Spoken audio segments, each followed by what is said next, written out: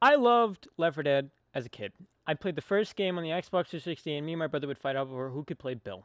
But as you can tell by today's video's title, it isn't about Left 4 Dead. It's about a Roblox game called Reignfall. In a few weeks, it's going to have a complete total wipe of everything you earned in it, starting completely fresh with the release of a new episode, I think. So what makes this game so special to me is it gives off the Left 4 Dead vibes with the added ability of custom characters and whatnot. Albeit, I have some criticism, but it's not for the game itself. After all, it's in early development, meaning most of it, if not all, of the playability of the game is still being worked on. But my criticism isn't for the devs, no, it's for the community. Because like Left 4 Dead, the community isn't bad, it's just not cooperative, meaning you go down, there's a 25% chance out of the 75% chance you are going to get a res. Now let's talk about difficulty in which there are four of. Normal, hard, hardcore, and apocalypse. Normal is like the easy difficulty, except there isn't one. Why, you ask? Well, because if there were an easy difficulty, it wouldn't be peak, now would it? Anyway, this is the baseline of the game's difficulties. Like Left 4 Dead's casual, it's the average gamer experience. Now, anything above this difficulty isn't something I would recommend you play solo unless you know how to play a horde shooter, unlike a certain one. Hard is normal, but slightly more, well, harder. I myself haven't played this difficulty yet, but that's because I'm a person without friends who can play games as such. I'm also autistic, so the only real friends I got are the imaginary voices in my head. Hardcore pushes your attacks to the limit. You're gonna have to play coordinately on this difficulty. Without planning things can easily go, well, south. And unlike the other two difficulties, you only get one life. I forgot to mention this prior, but on normal, you normally get like 2 to 3 downs. This means on hardcore, you don't go down, you just, well, die. I'm not going to go in depth because if you don't understand such graphs, the basic concept of how a difficulty works when it goes up, you're either a child who doesn't play games like this or you just don't know how to play higher difficulties. Another thing is to note is that with higher risk comes higher rewards. Meaning the higher the difficulty, the more XP and KR, which I will explain later, you get. Now, Apocalypse. This is like the veteran difficulty on Call of Duty, but instead of getting grenades spammed like Aged Milk AI, you will see more special infected, which I'll explain in depth later, which there is a plethora of. This is the highest difficulty. If you don't have at least 3 other people on your team who can listen to direction well, let me tell you something. You are gonna fail very quickly, and that's not me underestimating your skill. With co-op games, they usually make it a point that you need to be very cooperative, which means you need to be supportive. Now, the enemies. There's a couple, so I'll list them from how hard they are to dispatch. Starting from the hardest, there's the Bulwark, a very tall tank-like from the Left 4 Dead games, armored head to toe with a weak point on his back. He can stun you by slamming on the ground, in which he can do a follow-up attack which will put you into the down state if your friends don't start spam shooting it in the back where its weak spot is. The gas infected is like the boomer from Left 4 Dead, but instead of puking on you with whatever chud juice he ate when he was not infected, he rushes you like a charger, exploding kind of like that other zombie from the Dead Island games I can't really say the name of, but I will show a picture. These guys are only hard if you aren't paying attention, but the hard part about them is they tend to commingle in a group of infected, especially on survival maps, making it harder to dispatch. I put them as a second hardest because without a gas mask, they take a lot of health and negate your armor. Doing so if you stand in the gas. Now you're probably wondering, why don't you just run outside of the gas? It slows you down. So there's that. Firemen are hard because of the fact that the devs took the name firemen and took it literally. Albeit they are firefighters. Why are they hard? Well, the same goes if you use Dragon's Breath shotguns on regular infected. They set regular infected ones on fire. Now, if you're stupid and don't aim for the head, from my experience, that's a lot of randos I played with, the fire status does stack and over time you will go down very quickly. Infected survivors, or fallen survivors. These guys, like the gas infected, operate similarly except they don't charge you. But if you misplace a shot, you might as well bond with Lieutenant Dan from Forrest Gump, because you ain't got no legs after the fact. Not really, but jokes aside, they are alright at a distance. You can instantly headshot them, which negates their explosive properties if they get too close and you misplace a shot. The faster infected. Kinda hard considering there are 2 types. Some crawl on the ground, making their heads harder to shoot. Some just kinda run directly at you, and these guys are just simply regular infected, but faster. mainly featured on survival maps and sometimes, at this point in time, a few times in 2 of the campaign episodes. Armored/military infected. They're like regular infected, just a bullet sponge, but some can be easily dispatched.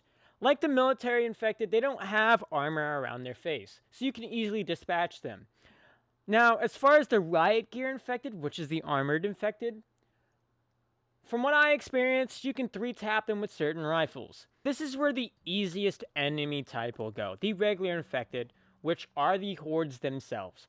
They're easily dispatched. One tapping them in the head with any gun, unless you are on wave 20 plus in the survival mode, in which you need to upgrade your gun. They're on pretty much every map. I could go into the guns, but it's your standard selection. Assault rifles, marksman rifles, shotguns, LMGs, SMGs, pistols, and melees. I don't really need to go into depth with them because most of the weapons, they do practically the same amount of damage with the right attachments. Now, I could recommend a few attachments, but you'll figure that out as you go.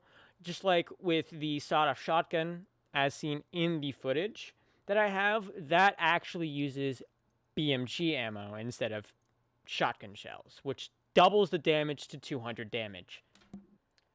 The currency in the game is known as KR, or Kavrovka Cash, Ruples. I don't know, it's fictional, but it's really centered as it stands. You can pretty much get a lot of it from simply just completing a survival map or campaign. I do believe they will be changing this in the future at some point. I don't really know. I'm not a dev of the game. I'm just a guy on YouTube who made a video of it. Now, unlike Left 4 Dead, the XP system in this game, which Left 4 Dead does not have, it's kind of like Payday 2. It has a skill system, or skill tree, like Payday 2, in which you have multiple skills.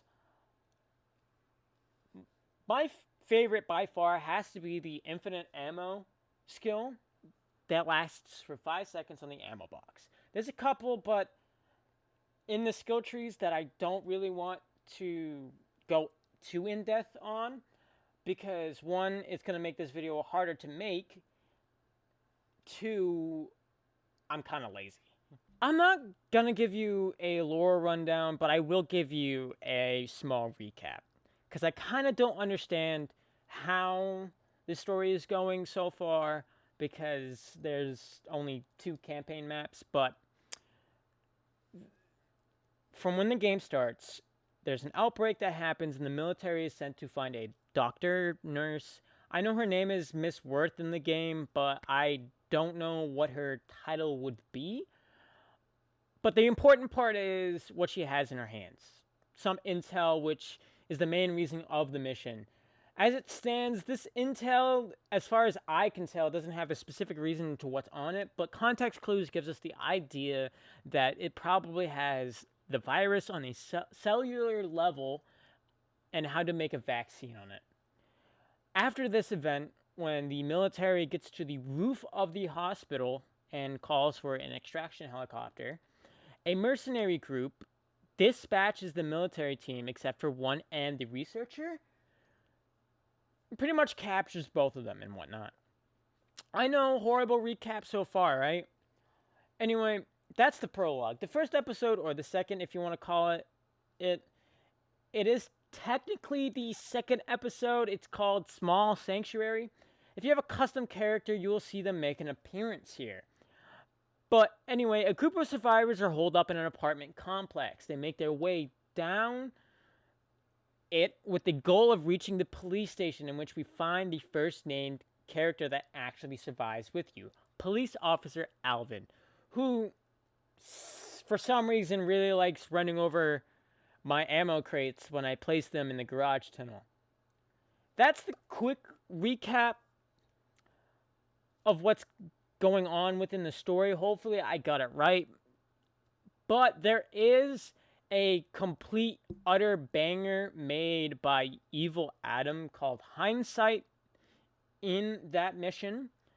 I'm not going to say where it hits because that will just be very spoiler inducing, and I feel like you should play the game for yourself, but it does give a very big COD Zombies esque like lock in session in that point of time, and that's what I liked about the game. Anyway, that's what I thought about the game, and frankly, that's why Reignfall feels so great to play, in my opinion. It has so many unique twists and details to it. I know I said I had critique, but frankly, it's not for the game itself. Albeit, yes, there's a few things it doesn't have. It doesn't have voice acting, but that's okay because the game actually has pretty good cutscenes, as you saw in the video. I know I didn't show small sanctuary cutscenes because they actually kind of function way better than the prologue, because the prologue only has like 2, and I know that the second episode has 2, but they're more lengthier, I guess. Um. Anyways, like, subscribe, give me more recommendations in the comments about what games or Roblox games that are good and I should talk about next. I'm Fohammer, and I'm signing off.